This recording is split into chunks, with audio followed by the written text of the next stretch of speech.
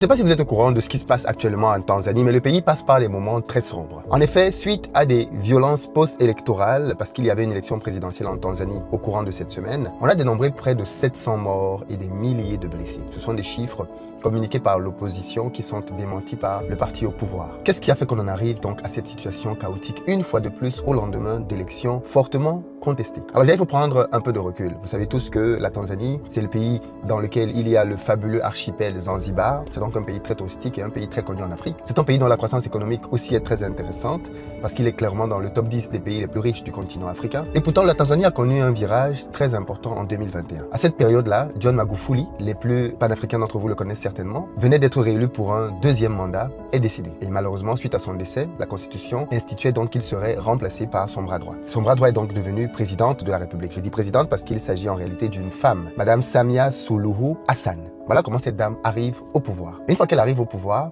dans un premier temps, elle essaye d'avoir un discours d'élargissement, un discours fraternel vis-à-vis de l'opposition et assouplit donc un certain nombre de règles qui vont bien évidemment enchanter l'opposition qui malheureusement, quelques temps après, va déchanter. L'opposition va déchanter parce qu'il va y avoir un revirement dans lequel on va se retrouver à avoir des règles encore plus strictes qu'avant même qu'elle ne vienne au pouvoir. Ces règles et cette chasse de l'opposant vont aboutir au fait que on va se retrouver dans les élections présidentielles actuelles, dans une élection dans laquelle la dame a exclu toute opposition. Les principaux opposants sont soit impossibles pour eux de se présenter, ou alors, ça c'est encore plus grave, emprisonnés et condamnés. Du moins, c'est la situation dans laquelle donc, la Tanzanie est arrivée à ces élections, dans laquelle on s'imaginait que le boulevard était ouvert et que Madame Suluhu serait reconduite sans aucune difficulté. Eh bien non, les populations ont décidé, là aussi, de se révolter. Alors même que c'était une élection couplée présidentielle et législative, ils ont décidé de manifester massivement dans les rues.